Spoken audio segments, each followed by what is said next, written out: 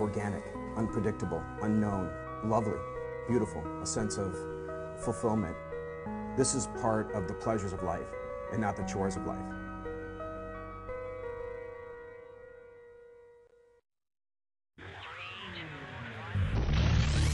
Coming up on Daily Iowan TV, Jury Be Gone. The Justin Marshall jury is dismissed this morning for reasons unknown. Also, coming up on Daily Iowan TV, I'll tell you how beef prices have been at its lowest since 1952. And in sports, what's in store in this weekend's Whip Around? Stay tuned to find out more. That's all coming your way next. Daily Iowan TV starts now. I'm Tom Brokaw. For more than 100 years now, the University of Iowa community has been waking up to the Daily Iowan. Today, it's the largest newsroom in eastern Iowa. And now you can see the news every night on Daily Iowan TV and get it anytime worldwide at dailyiowan.com.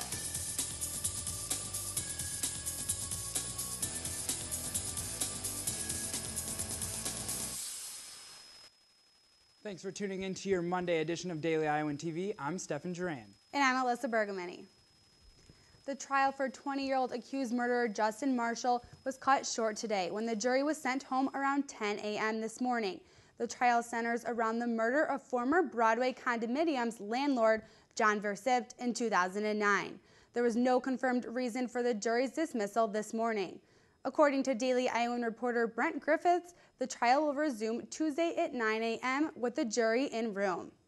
And one legal expert says it's not uncommon for lawyers to discuss cases without the jury present. She also speculated that today's dismissal could be due to a potential plea bargain negotiation. More mouths to feed means higher food prices. In particular, expect beef product prices to go up. This year alone, prices are expected to go up 4% from last year. Daily Iowan TV reporter Jacqueline Jordan traveled to Tiffin, Iowa to find out why. If you haven't noticed already, beef prices are going up. This year, it has hit a record high of a 4% increase compared to previous years due to the drought and beef supplies getting more expensive. The drought has took its toll on cattle farms such as Steve Swanka's cattle farm, Double G Angus. What's unique about Iowa is we have several different feed sources. We not only have pasture and hay, but like I mentioned, we have corn, which can be made into silage. So as far as the livestock farmers in Iowa, they have more options available to them. Since the drought has affected prices, Swanka sees the positives since beef supplies are pricey. We really kind of depend on somewhat of a fluctuation in the market, and right now with the beef prices going up, we really need that increase in the price of meat to be able to kind of offset some of the costs that have been raising on our end. Beef supply is at its lowest since 1952. I'm standing outside of John's grocery store where red meat products have gone up. So as a consumer, what does this mean for people who eat red meat on a regular basis? But even though prices are going up, meat lovers still choose to buy red meat. I think it's kind of messed up that the prices are going up because it means we're going to have to spend more money. But I like beef, so I like beef. So next time you are shopping at your local grocery store, don't be alarmed but only informed about the change in prices for red meat. This is Jacqueline Jordan, Daily Iowan TV. Experts believe prices on beef will remain expensive throughout the entire year. Dance Marathon will have a former The Voice contestant headline the big event this Friday. Singer-songwriter and former member of CeeLo Green's team on the popular NBC show, Jamie Loney, will make an appearance at the fundraising event on the first day. Loney is proud that he can use his celebrity status and music to help raise awareness of children's health. Loney said through a release, quote, "I'm so humbled and honored to be part to do something for such a noble cause. The university is giving a lot of people a lot of hope, and I'll use my performance to celebrate that," end quote. Last year, the University of Iowa Dance Marathon raised over $1.3 million for the Children's Hospital. And coming up on Daily Iowan TV, a Johnson County supervisor comments on why the county can no longer fund the SEATS program. And in sports, we're breaking down the weekend's huge Iowa wrestling victory in the Twin Cities. But first, our Megan Ticknor is in the Daily Iowan studio. And Megan, yesterday's ice melted, but it didn't evaporate too far. Yes, Iowa City was part of a dense fog advisory today. which meant visibility could be reduced to under a quarter of a mile, even though the ban ends at 9 p.m. Central. The precipitation could stick around. A warm night for January with 42 degrees and a slight possibility of showers. Tomorrow, a sunny spring-like morning with a high of 59, but bring a coat to class because there's a 70% chance of thunderstorms tomorrow afternoon and into tomorrow evening. Taking a look at the extended forecast, temperatures are expected to be back to winter regulars with sub 32 degrees Wednesday through Friday. Could be a great weekend to be outside, though with no expected rain and high perhaps into the 40s on Super Bowl Sunday. That's a look at Iowa City's weather. Back to you, Alyssa and Stefan. Thanks, Megan. The county's paratransit program is facing some changes. The Seats Department has been providing rides locally to senior citizens, people with disabilities, and others who could not use a regular bus service for 35 years now. But the Board of Supervisors who formerly subsidized the program can no longer afford to cover the city's costs. According to a Board of Supervisor Chair Janelle Rettig, the county has just been asked to pick up all the Seats program funding. Rettig says she hopes the Seats program continues as it is very efficient, affordable, and one of the best in the country. But we hope Iowa City and Coralville will renew the contracts, but unfortunately we do not have the revenues to cash flow them. Iowa City and Coralville may end up having to pick up the program's costs. City officials say they're confident they'll find a way for the program to exist in some form. And now for a look outside of Iowa City. The Boy Scouts of America is considering a change in its controversial policy that excludes gays as leaders and youth members. The announcement of the possible change came Monday after years of protest over the policy. The Boy Scouts of America spokesman Darron Smith said, quote, "The Boy Scouts would not under any circumstances dictate a position to units, members, or parents," end quote.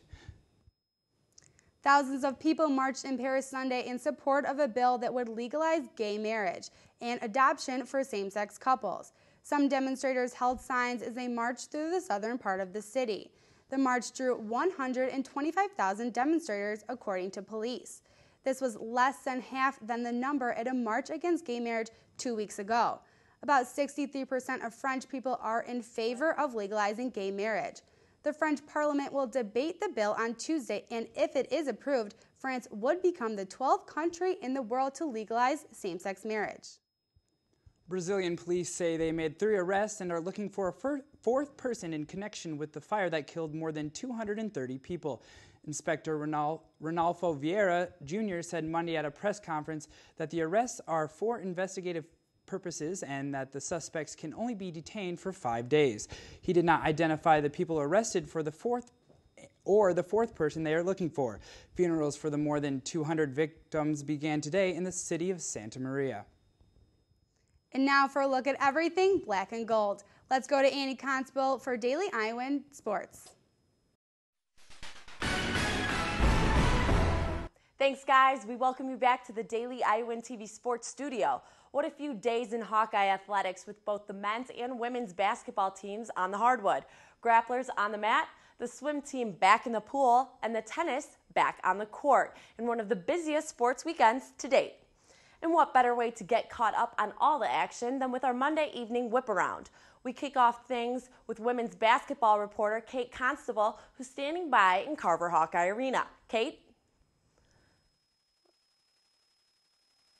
Hello and welcome to the Whip Around. I'm Kate Constable here at Carver Hawkeye Arena, where these seats might have been empty this past weekend as the Iowa women's basketball team traveled to Ann Arbor, Michigan to take on the Wolverines, but that doesn't mean that their fans weren't cheering. The Hawks tallied another statement win as they took down number 23 ranked Michigan 63-57. This win marked their 6th straight victory against ranked teams this season. After the game, Coach Bluder attributed the W to her team's defensive effort in the second half, as the Hawks allowed only 1 Wolverine basket in the last 7 minutes of play. Bethany Doolittle posted a career-high 19 points, 10 of those coming in the second half. Jamie Printy also had a solid game with 14 points and 5 rebounds. The Hawkeyes will continue on the road on Thursday as they travel to Champaign, Illinois to take on the Fighting Illini. And now we'll toss it over to Rebecca for a look at your Hawkeye swimming. Thanks, Kate. I'm here poolside where the Hawkeyes are just weeks away from competing in their Big Ten championship meets. The Hawkeyes hosted the Northwestern Wildcats here this weekend, where both the men and women came out on top. It was a special victory for the women, though, who haven't beaten Northwestern in years. Sophomore Becky Sound placed first in all three of her events, the 1,000 freestyle, the 500 freestyle, and the 200 fly. Junior Lindsay Seaman did the same in the 400 IM, the 200 back, and the 200 freestyle. The men showed their dominance, going 1, 2, 3 in multiple events, including the 100 freestyle and the 100 breaststroke. The Hawkeyes will be back in the water this weekend as they travel to Evanston, Illinois to face the Wildcats again as they host the Northwestern Invitational. That's all for me. Let's toss it to Alyssa Bergamini for a look at Hawkeye tennis. Thanks, Rebecca. While we were here in Iowa City braving the ice and the cold, the Iowa women's tennis team traveled to Ames this weekend to open up their 2013 season. And the girls had an amazing win against Iowa State, winning 6-1. The Hawkeyes now lead the Cyclones with a 12-9 lead in the Iowa Corn Cyhawk Series. And there were a lot of outstanding team members. Junior Ruth Seaborn made her Hawkeye duel debut at number 1 position. And sophomore Katie Zordanti and Shelby Hillcott also teamed up for a double victory overall. The team won 5 out of 6 single matches. Not a bad start at all for their season. Come out next weekend to watch the girls compete against Notre Dame here in Iowa. That wraps up our Monday edition of Whip Around. Back to you guys in the studio. Thanks for that report, ladies. Great stuff as always. Perhaps on paper, the biggest sports event in the country took place in the Twin Cities over the weekend, where Tom Brand's Iowa Grapplers took on the Golden Gophers of Minnesota in Minneapolis. Dozens of national titles, number 3 and 4 in the country, and several of the best wrestlers in the country showcased this one, that the Road Hawks outscored Minnesota 41-33 in match points to defeat the Gophers 16-15. For more on the mats, be sure to tune back into the show tomorrow with our wrestling insider Cody Goodwin, fresh off his weekly chat with head coach Tom Brands and his squad. That's going to do it for us here in the studio. Back to you guys at the desk. Thanks, Annie. And only with Daily Iowan TV can you get a sneak peek at tomorrow's edition of the Daily Iowan. Read about what the university's ROTC program thinks of the changing role of women in the military. And see why one Iowa City group is opposing new high-rise developments downtown. Well, that's your latest edition of Daily Iowan TV. Be sure to check us out tomorrow or anytime online at dailyiowan.com. Thanks for watching and have a great night.